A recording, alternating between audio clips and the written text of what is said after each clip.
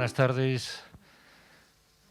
Muchas gracias por estar en el segundo coloquio de esta cuarta edición de Festimed, el Festival Internacional de Cine por la Memoria Democrática. Vamos a tener hoy un coloquio que a mí, como director del festival, me hace verdadera ilusión, porque es abordar uno de los temas más desconocidos por negados y ninguneados de la historia de este país, la persecución del pueblo gitano, su genocidio. Todo el mundo ha oído hablar del genocidio del pueblo judío a manos de los nazis. Algunos y algunas han oído hablar de que también los nazis cometieron un genocidio con los gitanos, pero son pocos y pocas los que saben lo que es la Gran Redada, que fue el precursor de todos los genocidios y que se cometió en este país hace 3 siglos ya. Quiero presentar a las personas que van a intervenir en este coloquio. Son Enar Corby, que es la moderadora del coloquio. Ella es miembro del Comité Genocidio Gitano, CGR, y del International Remembrance Alliance. Ella es la que va a moderar el coloquio.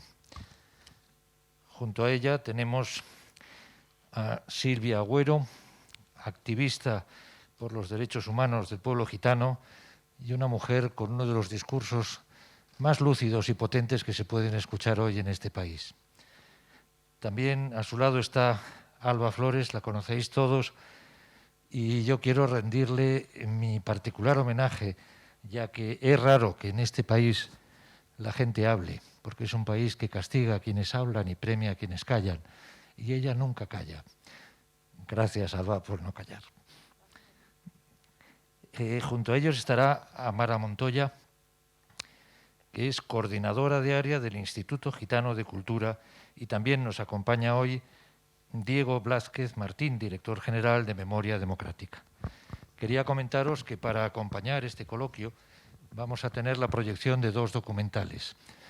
Uno de ellos es La Gran Redada y el otro es La Prisión General del Pueblo Gitano. Ambos han sido cedidos para el festival de forma gratuita por sus productoras. La Prisión General de Gitanos está dirigida por Manuel López Villegas para el Archivo de la Frontera y el Centro Europeo para la Difusión de las Ciencias Sociales, y la de La Gran Redada ha sido cedida, dirigida por José Heredia, ha sido cedida gratuitamente, espera que me haga un lío, por la radio, espero pronunciarlo bien, Radio La Benevolencija Humanitarian Tools Foundation de Ámsterdam. Vamos a proyectar estos 2 documentales en sala. La gente que vais a estar siguiendo esto a través de nuestra web podéis verlo en YouTube. Y sin más voy a ceder ya la palabra a Enar Corby para que inicie este coloquio. Muchas gracias.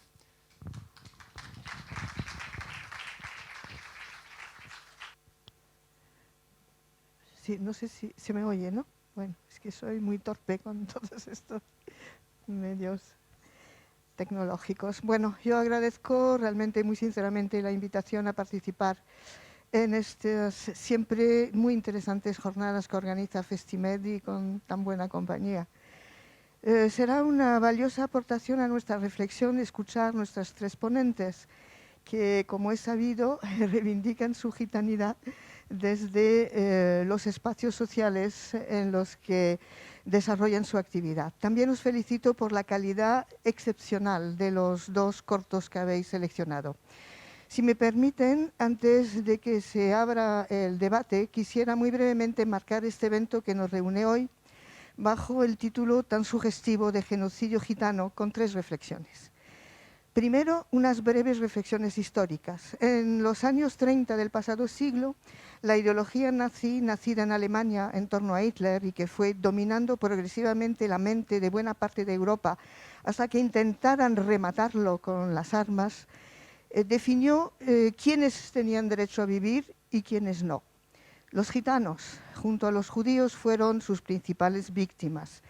Unos 500.000 gitanos fueron asesinados por los nazis y sus cómplices. Los gitanos europeos de Alemania, Austria, Francia, Bélgica, Holanda, Moldavia, Bielorrusia, Ucrania, Croacia o Polonia, fueron de forma salvaje perseguidos, humillados, asesinados en las cunetas o recluidos, sometidos a experimentos médicos, gaseados y quemados. Lo más terrible, por lo menos así lo siento yo, fue cuando en el campo de Dachau experimentaron la mortalidad del gas Ciclón B, que luego utilizarían en todos los campos de exterminio con 200 niños gitanos. Pero esta barbaridad, como lo reflejan magníficamente los dos documentales, habían tenido algunos antecedentes desde aquellos tiempos en que llegaron a Europa los primeros gitanos cruzando tierras y mares, desde su lugar de origen, desde aquel lejano continente indio. A España habían llegado en 1425, no siendo mal recibidos en esos primeros momentos. El peor momento histórico para aquellos gitanos de España fueron luego las políticas racistas que culminarían con la llamada Gran Redada del Marqués de la Ensenada y que afectó a más de 9.000 gitanos. De hecho, este propósito sistemático de destrucción prefiguran las lógicas nazis del siglo XX, en particular el encierro de las mujeres para impedir la reproducción biológica de la raza gitana o el intento de desgitanizar a los niños. Sin duda, sobre ello hablarán nuestras ponentes que conocen algunas muy de cerca este documental. El franquismo también hizo estragos con su cruel aplicación de la ley de vagos y maleantes que por fin nuestro primer diputado gitano, Juan de Dios Ramírez Heredia, logró borrar del marco institucional. Pero a pesar de esta brillante de ese brillante salto a la democracia, como hemos conocido, en la mente de muchos españoles ha perdurado y perdura una visión negativa de los gitanos que corre el peligro de acentuarse en épocas de incertidumbres y sombras como en la que hoy mismo atravesamos. Por ello, y ante las nuevas circunstancias de máxima precarización que está provocando la pandemia, el vicepresidente de Gobierno, Pablo Iglesias, que presidía el pasado 30 de julio el acto de memoria de genocidio gitano Samudaripen, tuvo un gesto histórico que impactó por su valentía. Pedía perdón al pueblo gitano por los siglos de persecución y discriminación que sufrieron. Nuestro acto y este gesto se enmarca perfectamente en las decisiones que entidades europeas e internacionales están tomando para combatir el antigitanismo aún persistente. Bajo la presión de su Comité sobre Genocidio Gitano, al que pertenezco, como se dijo, en los 34 países del AIRA, la Alianza Internacional para el Recuerdo del Holocausto, reunidos simbólicamente en Berlín, ese lugar emblemático de la ideología nazi, han adoptado una resolución que nos obliga a todos a combatir el antigitanismo. Es interesante señalar que esta resolución hace una referencia explícita al genocidio gitano, cuya enseñanza sería un importante elemento disuasorio, siendo que nuestra ley de educación tiene precisamente intenciones de incorporarlo al currículum escolar.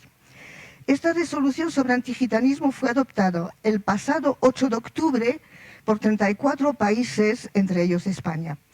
Ahora, como cada uno de los países que configuran el AIRA, tendremos que acompañar nuestro gesto de perdón en el acto de conmemoración del Samudaripen con consecuentes medidas legislativas de protección jurídica, reforzando lo que en otro registro ya estamos intentando introducir con la nueva ley de educación sobre transmisión del genocidio gitano en los contenidos educativos.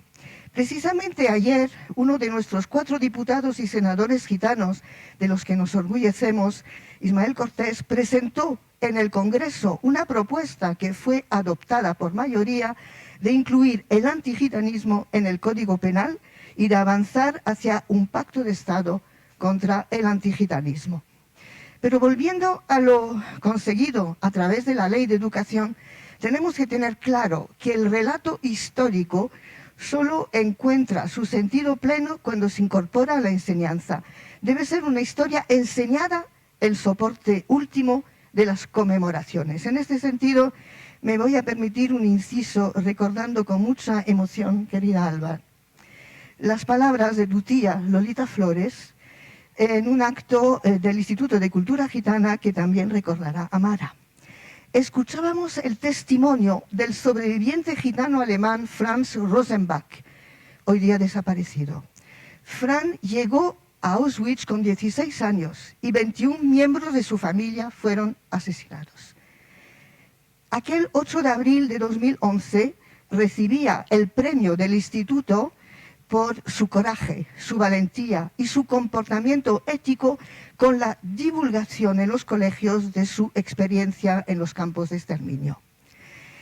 Tras escuchar a Frank, Lolita me dijo, con lágrimas en los ojos, que a ella nadie le enseñaron nada de todo esto en la escuela y que sentía vergüenza por haber ignorado hasta ese mismo momento todo de aquel sufrimiento de los gitanos europeos.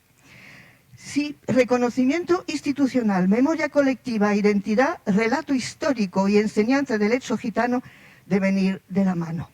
Ante la exigencia de adoptar medidas frente a esta resolución sobre antigitanismo, podríamos ser pioneros, como lo hemos sido, en otros aspectos a los que voy a referirme muy brevemente en el segundo punto. ¿Qué instrumento tenemos? En 2005, España crea el Consejo Estatal del Pueblo Gitano como órgano de representación de las diferentes organizaciones gitanas con una estructura mixta que incorpora representantes de diversos ministerios. En 2007 se constituye la Fundación Instituto de Cultura Gitana en el Ministerio de Cultura para favorecer el reconocimiento de la cultura gitana como patrimonio de todos los españoles y ahora está defendiendo que sea patrimonio universal de la humanidad. Estas dos instituciones son pioneras en Europa y ambas instituciones, con el apoyo de las organizaciones gitanas de toda España, han impulsado los actos de memoria del genocidio gitano incluso antes de que el Parlamento Europeo institucionalizara el 2 de agosto como Día de Memoria del Genocidio Gitano. Ese 2 de agosto de 1944, cuando miles de gitanos del campo de las familias de Auschwitz fueron asesinados hace 75 años. El tercero y último punto, el que quisiera introducir, tiene que ver con aspectos más simbólicos. Más allá del reconocimiento histórico y de las políticas de desarrollo del pueblo gitano impulsadas por las autoridades, creo que esta mesa, por su composición, puede reflejarlo directamente y genuinamente, como sin duda podremos constatarlo con las intervenciones de nuestras ponentes. Más allá de la lucha por el reconocimiento del dolor histórico, y más cuando nos van dejando los últimos supervivientes de esta tragedia, una reflexión se impone sobre cómo este trabajo de memoria impulsa, más allá del dolor, un empoderamiento del pueblo gitano y muy particularmente de los y de las jóvenes gitanas. En el día de conmemoración del 70 aniversario del genocidio gitano, el 2 de agosto de 2014, organizaciones de jóvenes gitanas de Albania, Bulgaria, Alemania, Hungría, Italia, Polonia, Rumanía, Eslovaquia, Macedonia y España juntaron a través de Ternipe a más de 1000 gitanos jóvenes y algunos no gitanos, que recorrieron Auschwitz acompañados por sobrevivientes gitanos del genocidio y muchas autoridades como el AIRA, la UNESCO o el propio Consejo de Europa. El reconocimiento del genocidio gitano a través de estos eventos acompañados de múltiples actividades pedagógicas, seminarios, talleres, más de 50 en las universidades de Cracovia o de Tarnów, permitieron que se consolidara una memoria colectiva gitana entre grupos gitanos de tradiciones y recorridos históricos diversos, como son los lobarás, los calderás, los sintis, los roma, los manuses, los calés, son los nuestros, o los yenishes. Y así culminaría lo que inició en 1971 la Unión Romaní Internacional, en un encuentro histórico en el que participaría nuestro querido Juan de Dios Ramírez Heredia, y en el que se diseñó la bandera gitana y se creó el himno gitano, Yelen Yelen, que acompaña desde entonces todos los actos de memoria del Samudaripen. Y por fin este encuentro también permitió dejar claro que la juventud gitana tenía un papel decisivo en la construcción de sociedades tolerantes e inclusivas, respetando los derechos humanos y luchando decididamente contra el antigitanismo. Fue un punto culminante tras una larga lucha de las instituciones gitanas, como lo recordaba Carlos, de toda Europa, que con estas movilizaciones consiguieron finalmente el reconocimiento del Samudaripen, el genocidio gitano. Fue en 2015, por la presión de la diputada gitana sueca Soraya Post, que nos visitó con el Instituto de Cultura Gitana precisamente, inspirada por la militancia de las entidades gitanas europeas y de sus jóvenes activistas, cuando se reconoció oficialmente el Samudaripen décadas después del final de la Segunda Guerra Mundial. Y esta larga lucha tuvo como efecto un progresivo empoderamiento de la juventud gitana en Europa. Para estos jóvenes activistas, tenemos 4 diputados y senadores gitanos, vienen de todo ello, ¿no? La memoria y la historia de la persecución del pueblo gitano ha sido un elemento determinante en la construcción de su identidad gitana. Nada más.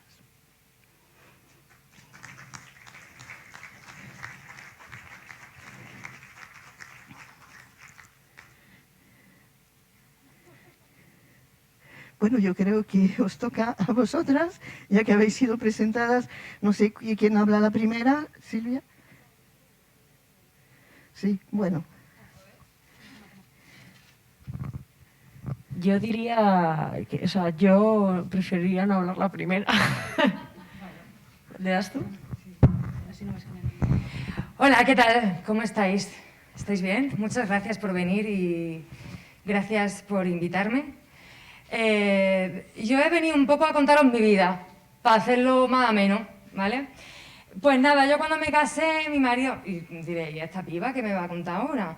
Bueno, yo cuando me casé, mi marido me llevó a París, ¿vale? Y cuando estábamos en París, yo quería ir a ver el Louvre, porque, yo qué sé, me encanta ver. Estamos allí viendo el Louvre, maravillándonos con aquellas pinturas de un montón de jambos europeos que han dado mucha originalidad. Y yo quería ver la maja desnuda, ¿sabéis cuál cuadro os digo? Pero era muy pequeñito, muy pequeñito, muy pequeñito. Y había muchísima gente y no podía verlo. Y entonces, de repente, enfrente, encontramos un cuadro donde había una gitana. Y allí estábamos los dos, mi marido y yo, plantados delante de la Buenaventura del Payo Caravaggio. ¿Conocéis ese cuadro? ¿Conocéis a Caravaggio? ¿Nadie lo conoce? Vale. Y claro, yo estaba allí maravillada y entonces vi el cuadro que le estaba leyendo la mano a un joven elegante de la época, que aunque llevaba pluma, era un señor, ¿vale? Es que soy feminista, hablo así. Yo no sé si sabéis que las feministas ahora hablamos así. Y nada, allí se me cayeron todos los palos del sombrajo cuando vi que un crítico de arte ponía que la gitana le estaba robando el anillo. Os explico, es solo un cuadro, o sea, no hay una acción, no es una serie, no es un cómic. Caravaggio pintó ese cuadro y fin, ¿vale? Allí me di cuenta de cómo la intersección del antigitanismo y el patriarcado se hacían carne en la historia, en la pintura, en la literatura y en todos los sitios. Y entonces dije, pues voy a ser feminista gitana. Y bueno, pues aquí me tenéis.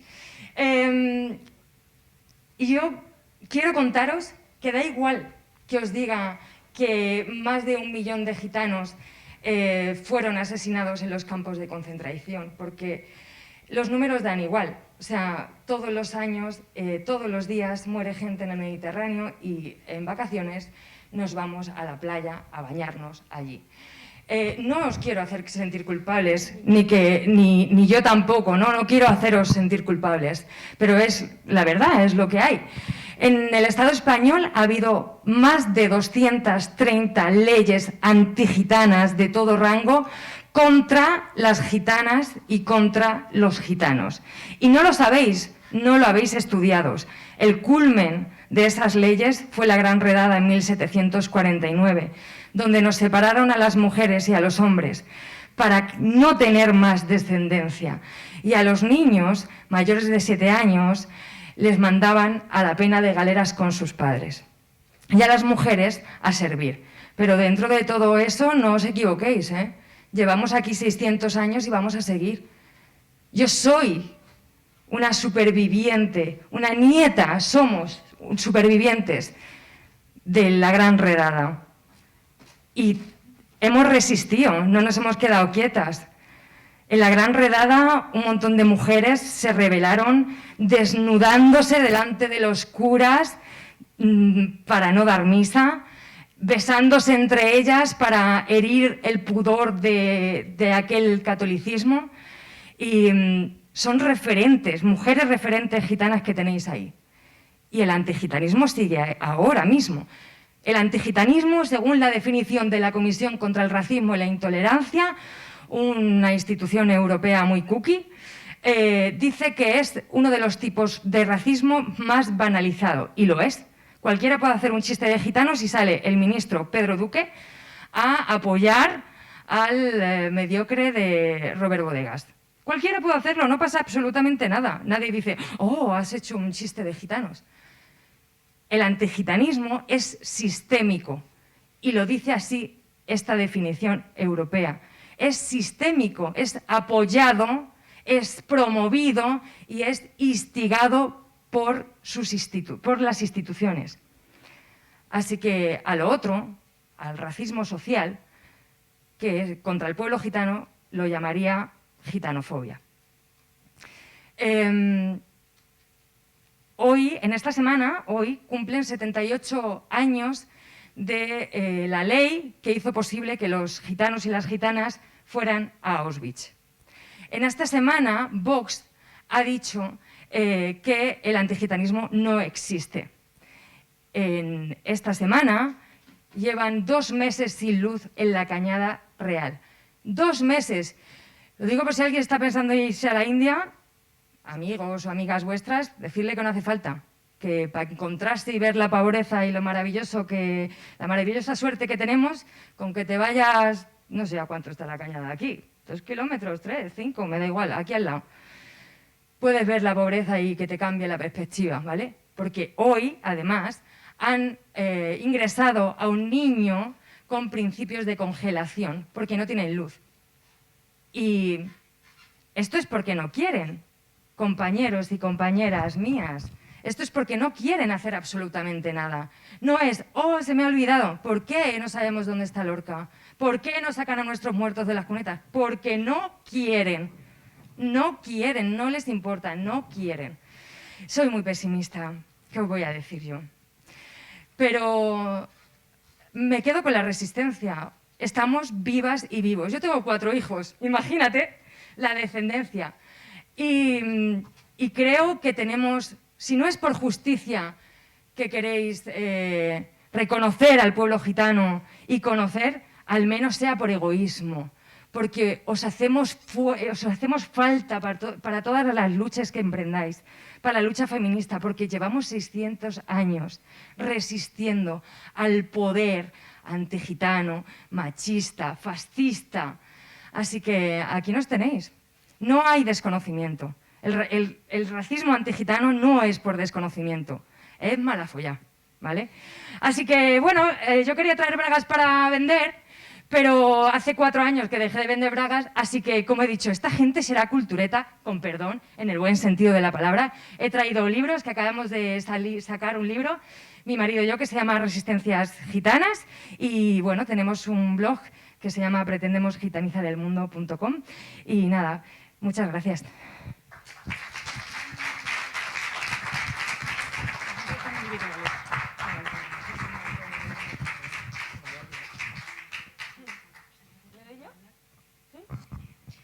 Bueno, pues después de esto y esto otro, y yo qué voy a contar, ¿no?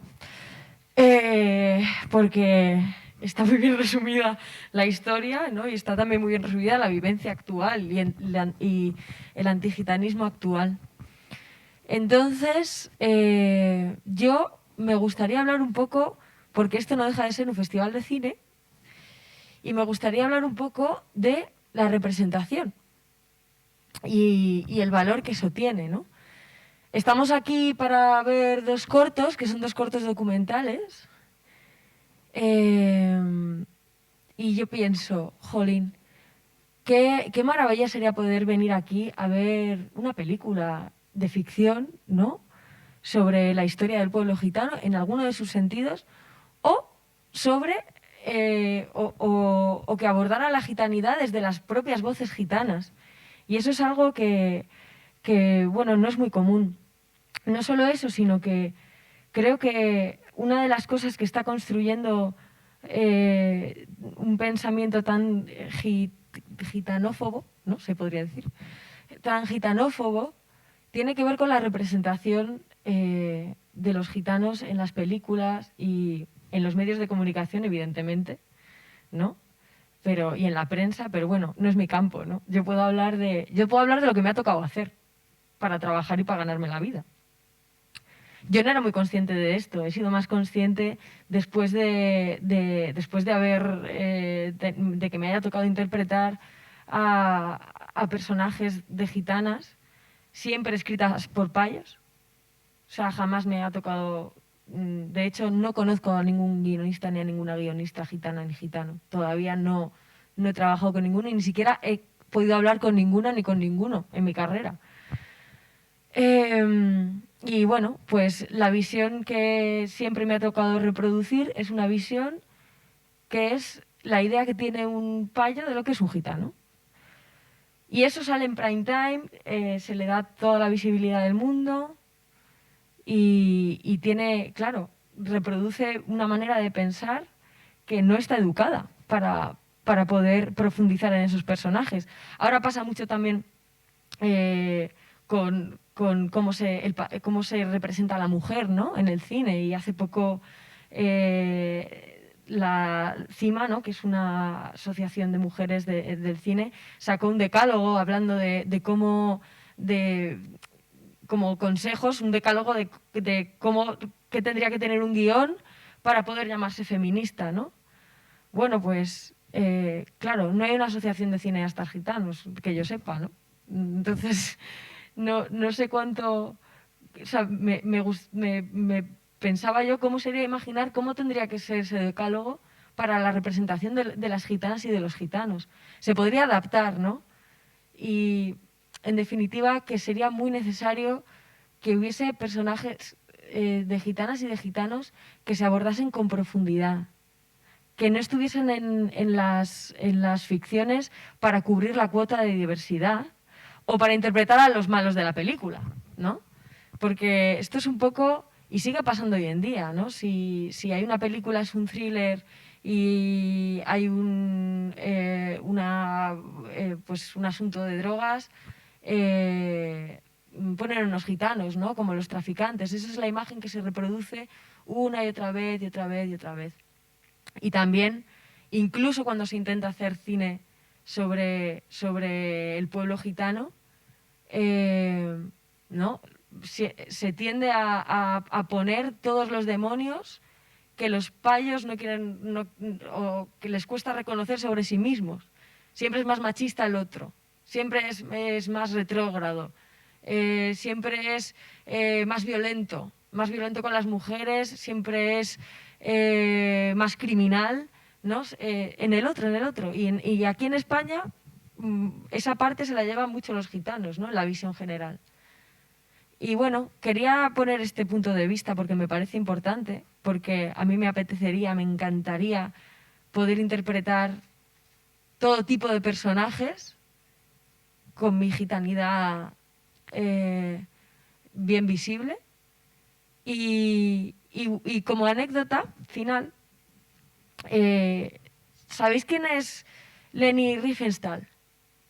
Es una cineasta, era una cineasta que, bueno, digamos que se acercó mucho a Hitler y consiguió ser la cineasta del Reich. hizo una película, bueno, varias películas. Hay una que se llama, ay, ¿cómo era? La Victoria de la Nación, creo que es, con el gran desfile hitleriano, nazi, etcétera, etcétera. También hizo otra película muy importante que se llama Olimpia, en el que recogió las Olimpiadas que hubo en Berlín, ¿no? durante el Reich. Y es un personaje controvertido. Está en los libros de historia del cine porque la tipa inventó muchas cosas, ¿no? El traveling, cosas que son como, vamos, básicas ahora en el cine y de montaje también. Porque tuvo posibles, claro. Quien tiene posibles puede inventar. Y es un personaje controvertido porque, bueno, de alguna manera cuando vinieron los juicios de Nuremberg, a esta persona se la juzgó y se decidió que no sabía mucho, no tenía mucho conocimiento, ella es lo que dijo, de que hubiese estos campos de concentración y no sabía muy bien lo que estaban haciendo los nazis, ¿no? Resulta que después de hacer estas películas para el Führer, ella lo que quería hacer, la película que realmente tenía ganas de hacer, era una película que en alemán se llama Tiefland, que en español sería... Bueno, en español no, en español sería Tierra Baja, pero en catalán, que es el idioma original de esa pieza, es Terra Baixa, que es una obra catalana que va sobre, bueno, un pastor de la montaña alta que baja a la ciudad y es totalmente engañado por una mujer, ¿no? Esta es la pieza que ella quería hacer de verdad. Y al final, después de hacer esas dos películas para el Führer, consiguió el presupuesto, un pedazo de presupuesto para la época enorme, y consiguió ponerse a rodarla. En esta película ella era la directora, era la guionista y era la protagonista. Bueno, no la podían rodar en Pirineos, claro, porque tristemente había una guerra mundial en ciernes, así que la tuvo que rodar en Alemania. Ella tenía una idea muy clara de lo que era España, ¿no? Lo podéis ver, si lo buscáis me habría encantado ponerlo, pero no tenía la calidad suficiente. Y hay un trocito en YouTube que si ponéis Tiefland, T-I-E-F Land, L-A-N-D, aparece en varios trozos de la película. Y hay uno en el que está en una taberna, y entonces una taberna que tú la ves y es como una cosa que parece Andalucía, pero en realidad ella quiere representar Cataluña, en fin... Una apropiación cultural hace como un triple salto mortal de lo que no se debe hacer con lo que no es tu cultura, ¿no? Coge esta obra catalana, la interpreta ella, pone una taberna y en esa taberna sale ella bailando un flamenco que se lo inventa, que no sabemos de dónde se lo saca. Tú imagínate a la alemana ahí bailando algo que ella interpreta como flamenco. Y está rodeada de hombres. Bueno, pues todos esos hombres que hay en esa taberna y todos los figurantes de la película, como ella quería que parecieran españoles, los sacó de los campos de concentración. Cogió a gitanos y a gitanas de los campos de concentración, creo que casi como 300, para que fuesen los figurantes en su película. Estaban obligados a ser figurantes en la película y después de hacer esa película los devolvió a Auschwitz. Ella fue acusada de esto y alegó que después había visto a los gitanos y que que les había vuelto a ver, que habían sobrevivido y que estaban bien, que ella no sabía nada de todo esto. Y gracias a las diosas hubo gente que sobrevivió, gitanas que sobrevivieron y que pudieron contar cómo a veces como castigo por intentar escaparse o por intentar las volvían a enviar de vuelta al campo de concentración y que esta mujer era plenamente consciente de que estaba haciendo esto. Esto que es como una pesadilla y que pasó realmente, me parece que a mí por lo menos me da para reflexionar y me da mucho para reflexionar sobre cuánto...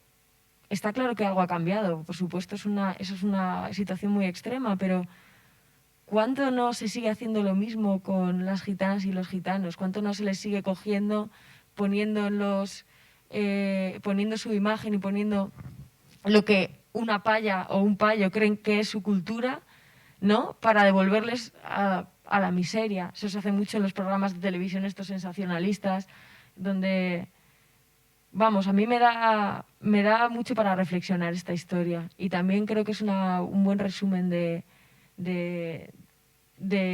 cómo el Samudari Pen, ¿no? Ni siquiera teniéndolo delante de las narices, ¿no? Ha sido visible. Tan fuerte es el antigitanismo, ¿no?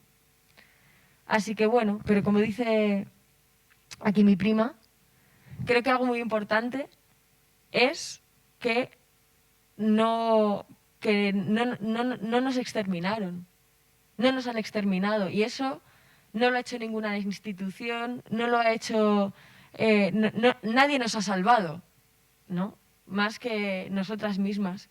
Y esto creo que es lo que más, para mí por lo menos, más fuerza me da, y creo que más fuerza puede darnos, ¿no? El saber que hay una cultura de la resistencia muy fuerte y que no lo consiguieron, ¿no? Aquí seguimos. Así que hasta aquí mi intervención, no sé cómo acabar muy bien. Y que la historia esta que estoy contando está en el libro de la Silvia, que lo podéis comprar si queréis.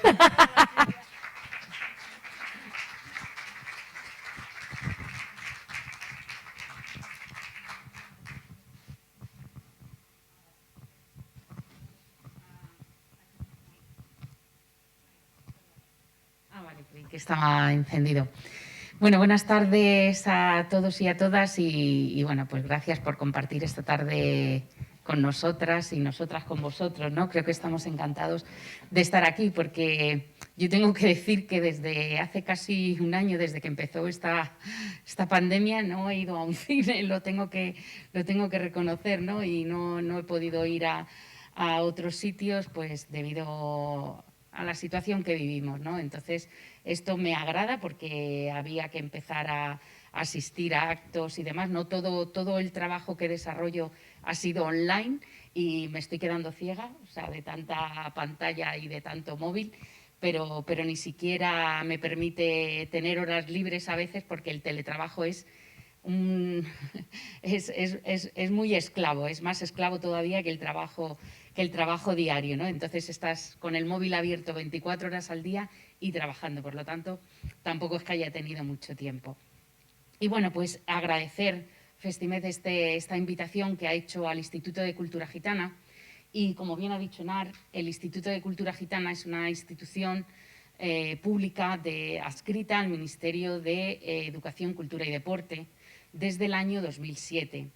Nuestro trabajo que hemos venido desarrollando a lo largo de todos estos años ha sido mostrar la cultura gitana en palabras mayores, ¿no? Por ejemplo, en cuanto al cine, ¿no?, que decía la prima Alba, hemos rebuscado y hemos sacado una gitana directora de cine como es Pilar Tábora, que muchos de ustedes la conoceréis. Pilar Tábora es una gitana de Sevilla y ha hecho muchos documentales, tiene premios reconocidos en Andalucía. Y... Es verdad, perdón, tenía que decir que a Pilar Tábora sí que he hablado con ella, que ha sido la única que me... Prima, yo sabía que ha sido la única. He tenido que olvidar. Es verdad. Sí, es cierto, pero llevas toda la razón, es decir... Perdón. Que llevas toda la razón, o sea, quiero decir que no tenemos muchos directores, ni siquiera actrices y actores, son muy pocos, ¿no?, para mostrar esa imagen que queremos de los gitanos, ¿no? Entonces, el Instituto de Cultura Gitana trabaja en ese reconocimiento y en esa pasión que nos vive por mostrar lo que realmente hemos contribuido a lo que es la cultura española, a la cultura europea y a la cultura del mundo. Y bueno, pues en este acto, cuando nos invitaron, nosotros hemos sido, junto con la Asociación Genocidio y con el Consejo Estatal del Pueblo Gitano, hemos puesto en marcha el reconocimiento del Samudari Pen a nivel nacional, a nivel de Estado. Bueno, las instituciones han tenido a bien ese reconocimiento, pero se queda en ese momento, en esa foto nada más, ¿no? Actos como el que hoy hacemos, donde viene público en general, son muy pocos los que realmente realizamos. Hay otros actos de reconocimiento, como puedan ser los actos de Estado en enero, que igualmente se queda reducido a invitaciones, ¿no? Y por lo tanto tampoco tiene esa apertura a nivel nacional, ¿no? o a nivel local. Porque lo importante para nosotros es que estos hechos, como hoy vamos a ver el documental que nos traéis, estos hechos no se repitan, o por lo menos tengan la visibilidad de ser reconocidos, ¿no? Nosotros, desde que somos pequeños, incluso ahora nuestros propios hijos, ¿no? No permitimos que no conozcan nuestra historia, ¿no? Porque entendemos que el no reconocer la historia es no reconocer el avance de un pueblo. Y es lo que nos ha pasado al pueblo gitano. Nuestra historia no está reconocida, nuestra historia no está ni hace años, ni actualmente donde debe de estar. Porque está bien que en actos nos pidan perdón. Hace un año lo pidió la alcaldesa. Este año que estuve yo en el acto también lo reconoció una persona del gobierno, pero para nosotros no es suficiente todavía. O sea, quiero decir, eso se queda bueno, en un acto, en una foto en concreta de un día en concreto que sucede, ¿no? Y sabemos que hoy en día las noticias pasan como así, ¿no? O sea, no se queda más que en una anécdota, ¿no? Es decir, no hay un reconocimiento institucional a esa parte histórica que el pueblo gitano necesita y que, sobre todo, para que nuestros hijos, nuestros menores, nuestros jóvenes se identifiquen en la sociedad en la que vivimos. En España.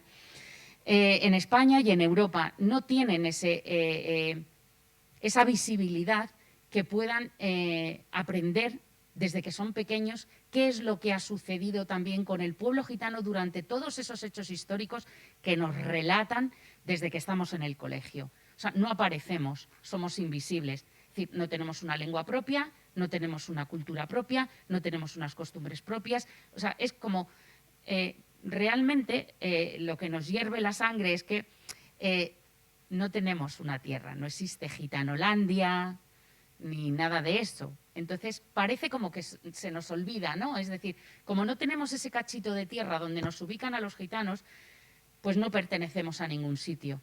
Perdonen, somos la minoría cultural más importante de Europa, de parte de Europa y del mundo.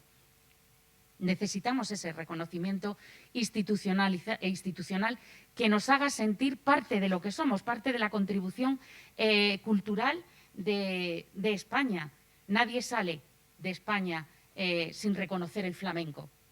El flamenco es nuestro, el flamenco es gitano, que se ha abordado, que se ha regalado al resto de la sociedad. Pero no lo olvidemos, el flamenco es gitano y nace de las casas gitanas y de cuando lo trajimos a España.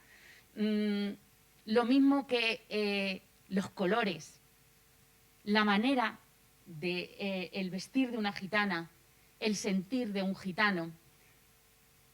Esas formas, esas maneras son las que queremos transmitir. Es decir, no queremos seguir siendo los grandes olvidados. ¿Por qué? Porque mi hijo, que está en un colegio donde solamente está él como gitano, toca muy bien la guitarra. Y cuando llega algún acto lúdico, le dicen, Jairito, ¿quieres tocar la guitarra? Claro, él ya tiene aprendida la lección por su madre. Y yo le digo, a tocar la guitarra, a que te aplaudan, si lo quieres hacer con tus compañeros, en otro ámbito, en otro tal, pero no de la manera ni de la forma en que es gitano, una de dos, o canta o baila o sabe tocar la guitarra. Es que es como matemática, ¿no? Es que 2 y 2 son 4, ¿no? No tiene por qué. Jairo es muy bueno en matemáticas y no le sacan a ningún sitio para mostrar su habilidad porque se le da muy bien las matemáticas y las viene aprobando desde que era muy chico. No sé, transmitimos el sentir que tenemos de esa necesidad de ser reconocidos en nuestra historia y de lo que nos ha venido sucediendo a lo largo de los siglos, ¿no? El pueblo gitano no está dentro de los presupuestos generales del Estado porque no tenemos ningún estamento que nos reconozca. ¿Qué tenemos? El Instituto de Cultura Gitana, que recibe la cantidad X, lo pueden revisar ustedes y ver, les invito para que vean la cantidad que recibe económica el Instituto de Cultura Gitana y las actividades que realizamos, pero porque nos dejamos la piel, literal, nos dejamos la piel. Primero, tenemos la gran suerte de trabajar donde trabajamos y de trabajar en lo que queremos, los gitanos y gitanas que estamos y los no gitanos que estamos en el Instituto de Cultura Gitana. Pero miren, sin dinero no se va a ninguna parte. Entonces, nosotros no podemos tomar decisiones. Lo importante para nosotros sería tomar decisiones en el Estado, o sea, regularizar las políticas que se hacen con los gitanos. O sea, ¿por qué están tan desestructuradas? No existe una regularización. Es decir, cada entidad, cada organización, la administración, efectúa un montón de actividades con un montón de presupuesto sin contar con los propios gitanos. Es decir, nosotros acatamos lo que nos dan, lo que nos dicen todavía en el siglo XXI. Nuestro sentir es poner en valor lo que somos como españoles, como gitanos y como personas. Simplemente es un reconocimiento que necesitamos de la sociedad e institucional. Y gracias.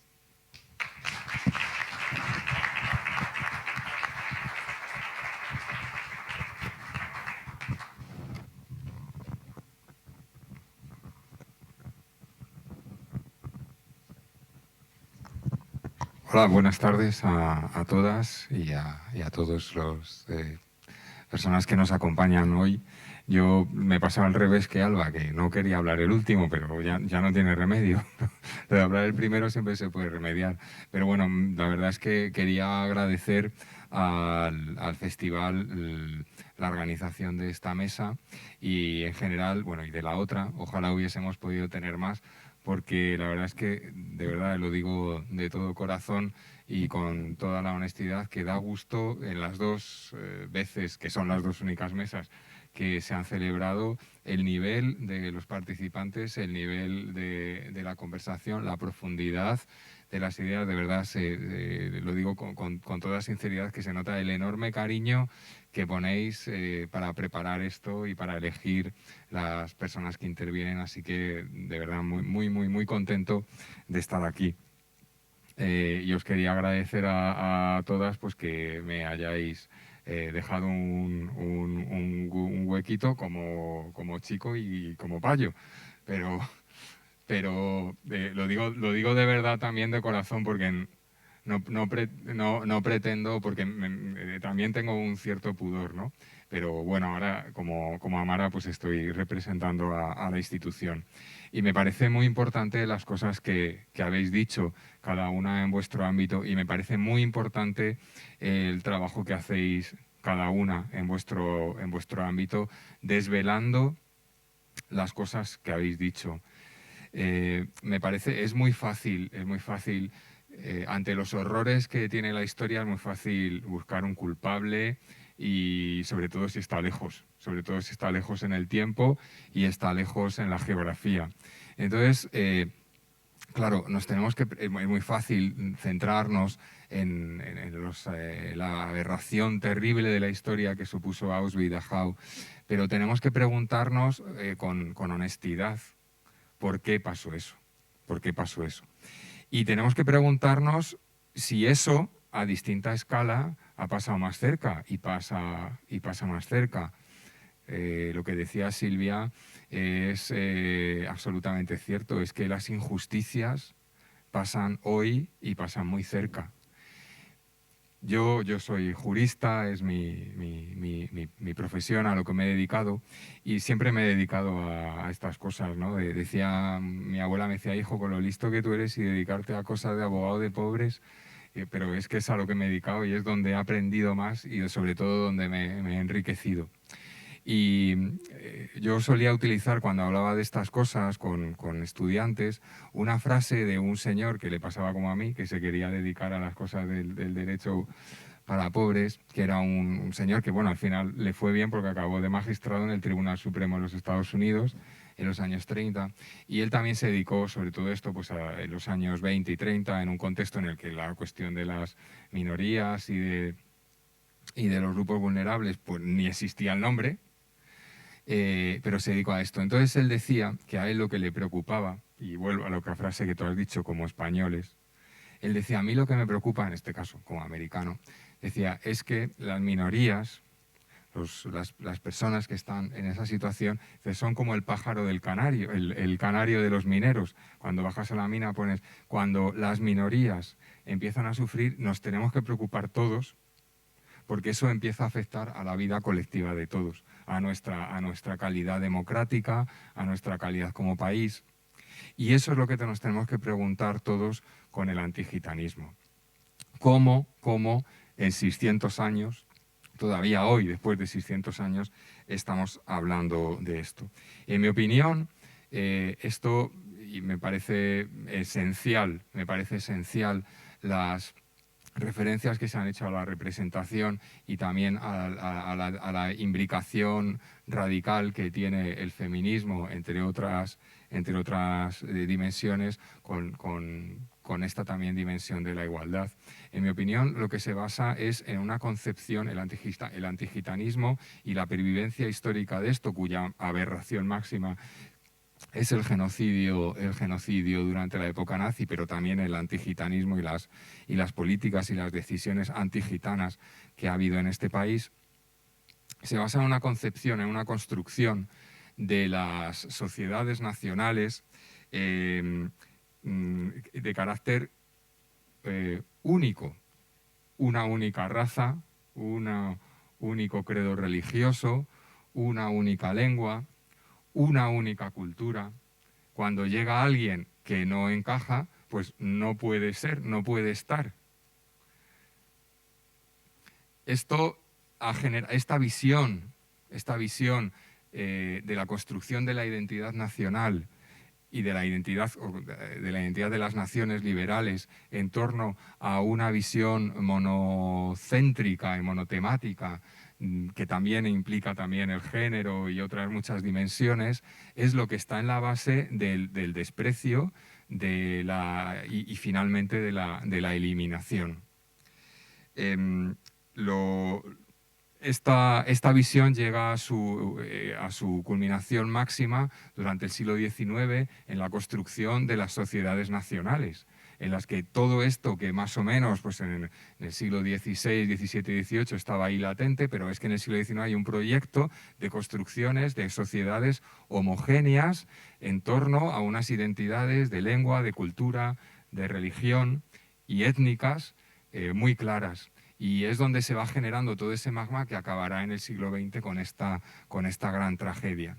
Y tenemos que decir que eso también afecta a nuestro país. La llegada de los gitanos coincide con la construcción, con el principio de la construcción del Estado moderno español, en el que se expulsa a los judíos, se expulsa a los musulmanes, progresivamente se va centralizando el país, se va imponiendo también una cultura machista en todos los sentidos. Cuando esta situación se consolida en el siglo XIX, coincide al mismo tiempo con una nueva visión del derecho penal basada en supuestamente en una visión moderna o modernizadora del derecho penal que pretendía no castigar, sino prevenir el delito.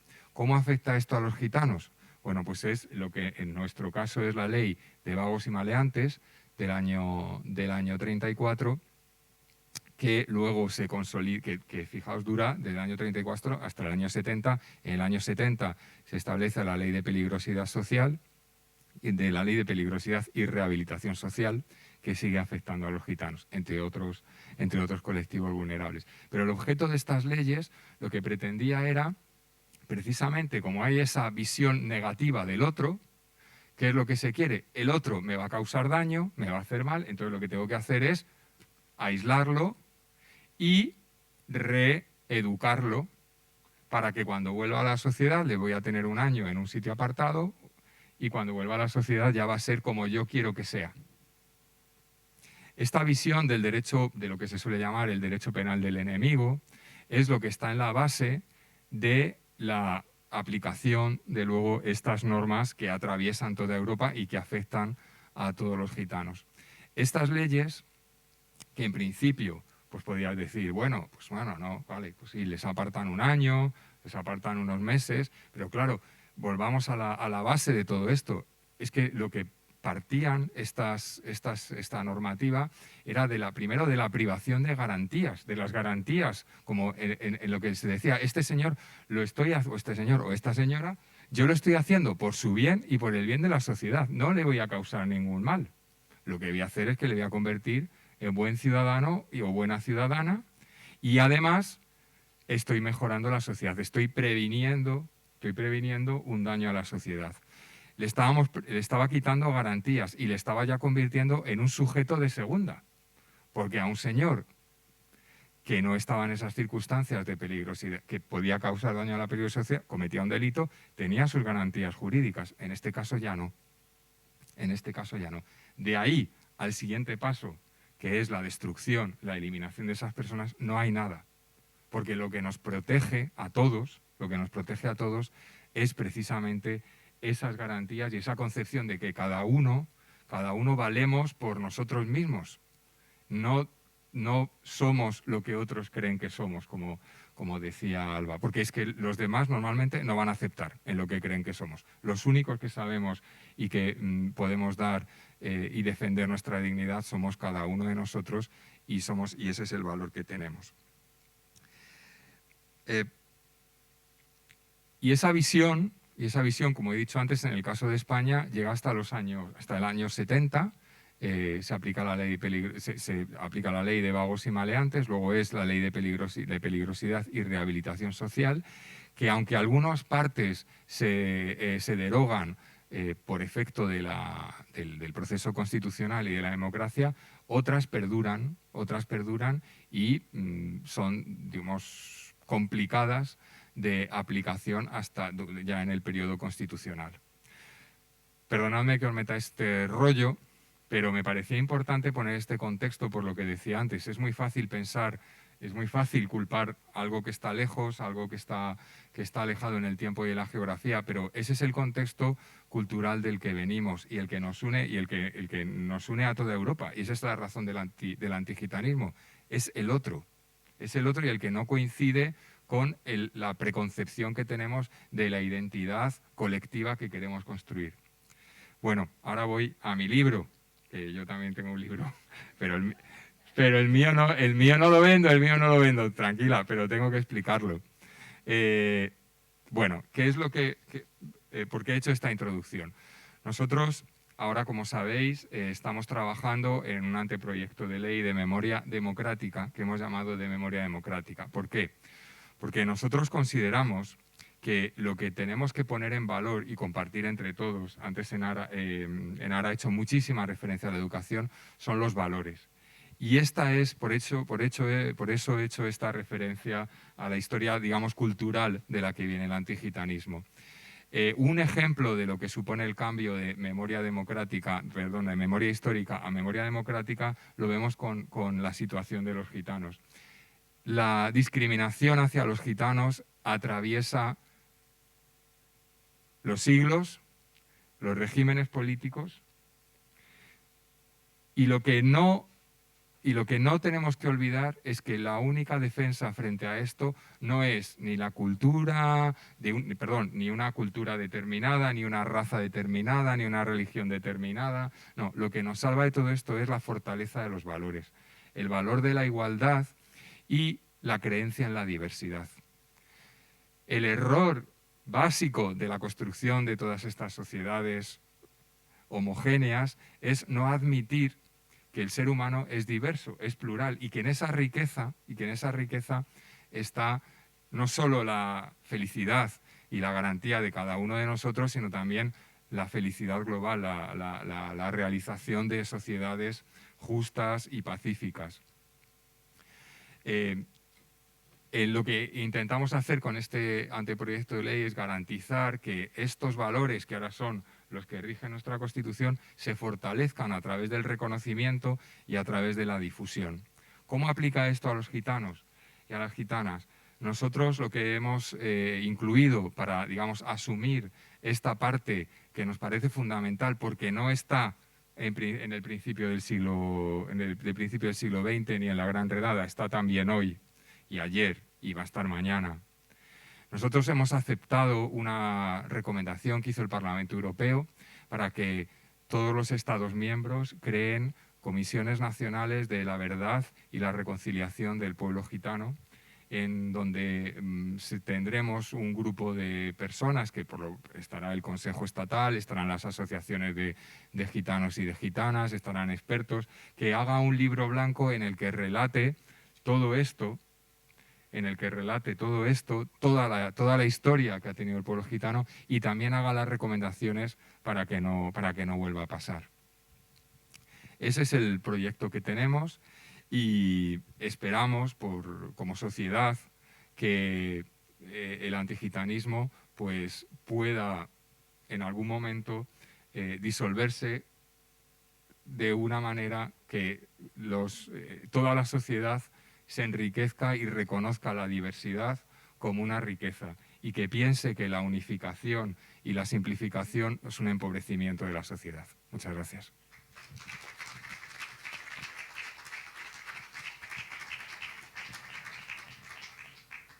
No sé si funciona. Bueno, pues yo creo que ha sido una mesa impresionante en su diversidad, en su profundidad y en su capacidad de convencernos para seguir luchando y resistiendo a todo.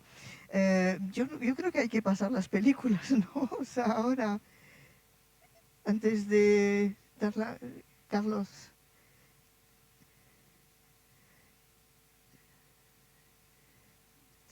Que controlar un poco.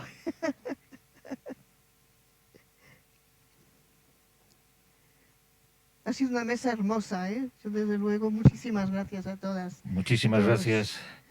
De verdad que ha sido impresionante ver estos testimonios tan enriquecedores sobre el respeto a la diferencia, el orgullo de la diversidad y esa promesa de ese libro blanco en el que mujeres como Silvia, Alba y Amara deben escribir páginas de oro, ¿no?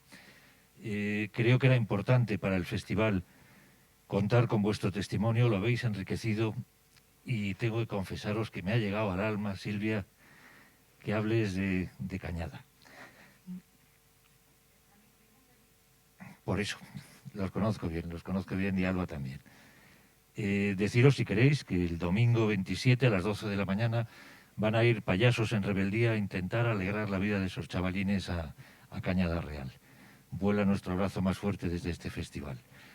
Ahora quería ya, para cerrar el acto, comentaros que mañana en streaming, en directo desde la Academia de Cine, vamos a proceder a la gala de clausura del festival, a la que, bueno, podréis asistir a través del streaming o con aquellas invitaciones que hayamos podido conseguir. Como veis, tenemos problemas de aforos con el tema del coronavirus, pero bueno, nos tenemos que adaptar a lo que hay. Hay que ver la parte positiva, ha sido una edición atípica de este festival, pero que al haber simultaneado el tema presencial con el tema online, nos ha permitido llegar a miles de personas en todo el mundo y eso ha sido un aldabonazo para nuestro festival.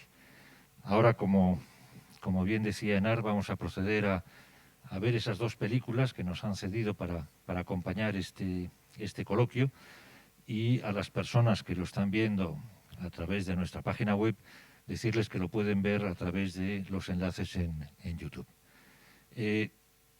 Una última cosa. Aunque ha salido ayer del horno, he estado hojeando el libro de Silvia y de Nicolás. Os puedo decir que es maravilloso y que ha traído varios. Así que se lo podéis pedir. Ha venido a hablar de su libro. Muchas gracias, claro que sí. Gracias.